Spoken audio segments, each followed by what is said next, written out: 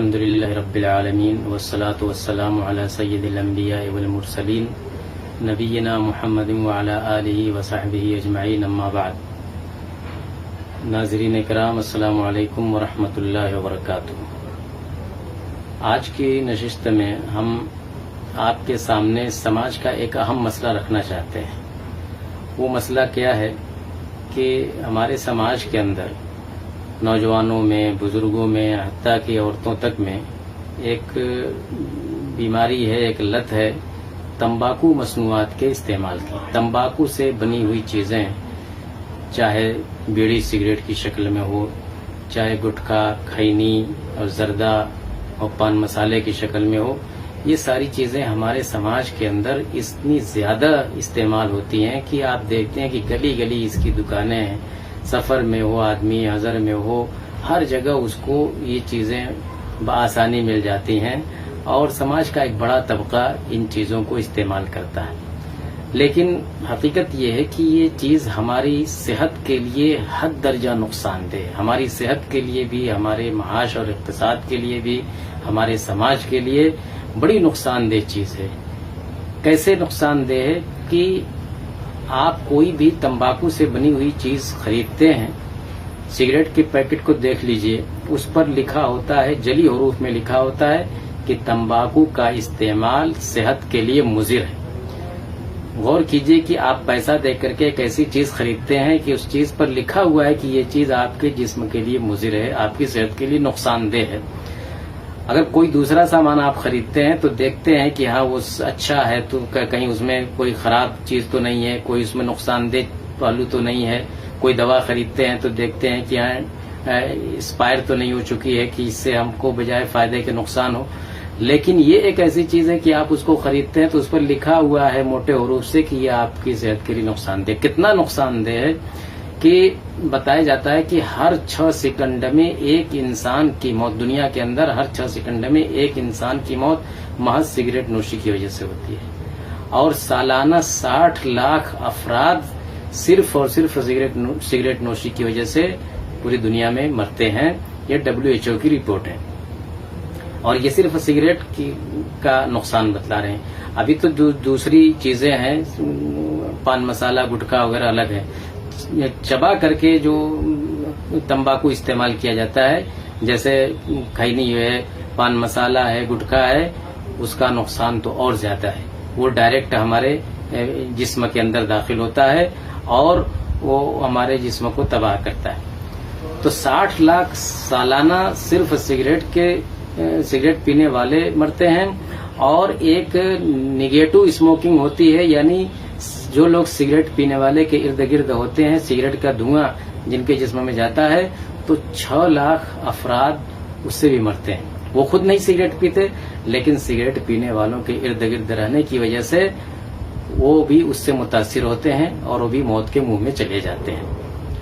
تو دیکھیے کہ کتنی نقصان دہ چیز ہے اور ہمارے جسم کو کس قدر تباہ کرتی ہے. اس سے دمہ کی بیماری، کھانسی کی بیماری، کینسر کی بیماری اور ہارٹ اٹیک اور نہ جانے کتنی بیماریاں اس سے پیدا ہوتی ہیں. آدمی اس میں گھٹ گھٹ کر کے مرتا ہے.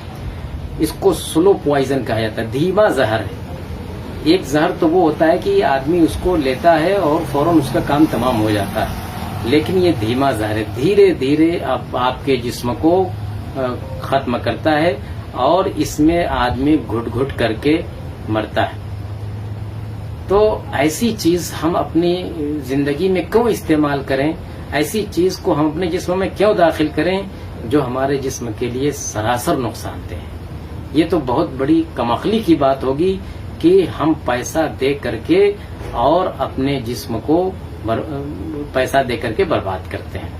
یہ کوئی عقل مند انسان یہ کام نہیں کر سکتا. بظاہر ہم یہ سمجھتے ہیں کہ اس کو لینے سے ہمارے جسم کے اندر فرحت آتی ہے، ہم کو سرور ملتا ہے. حالانکہ یہ محض وہم ہے، یہ سراسر بیماری کی چیز ہے. اس میں کوئی خیر اور کوئی بھلائی کا پہلو نہیں ہے. اس کا ایک دوسرا پہلو بھی معاشی پہلو، مالی پہلو. مالی اعتبار سے دیکھیں کہ ہم روزانہ تمباکو مصنوعات پر، یعنی جو لوگ تمباکو کا استعمال کرتے ہیں چاہے جس شکل میں بھی، تو وہ روزانہ کتنا پیسہ اس پر لگاتے ہیں. کم سے کم بھی اگر لگاتے ہیں تو 20 روپے 25 روپے تو ضرور لگائیں گے. یہ کم سے کم کی بات کر رہے ہیں، ورنہ 150 بھی لگایا جاتا ہے. اگر 20 روپیہ بھی مانتے ہیں آپ تو مہینے میں 600 روپیہ ہوا، اور 600 روپیہ کا مطلب یہ کہ سال میں آپ کے 7-8 ہزار روپے ہو گئے جو اس بیکار چیز پر ہم خرچ کرتے ہیں. اس طرح سے پوری زندگی میں آپ جوڑیں گے تو ایک اچھی خاصی رقم آپ اس نقصان دہ چیز پر خرچ کرتے ہیں. اگر اس رقم کو بچا کر کے روزانہ ہم اس کو مثبت چیز میں استعمال کرتے، کوئی پھل کا استعمال کرتے، دودھ کا استعمال کرتے، تو ہمارے جسم کے لیے کتنا یہ چیز مفید ہوتی. اس کا سماجی نقصان دیکھیے، اگر اللہ نہ کرے آپ اس بیماری میں مبتلا ہیں تو آپ تنہا نہیں متاثر ہوتے ہیں، آپ کا پورا پریوار متاثر ہوتا ہے.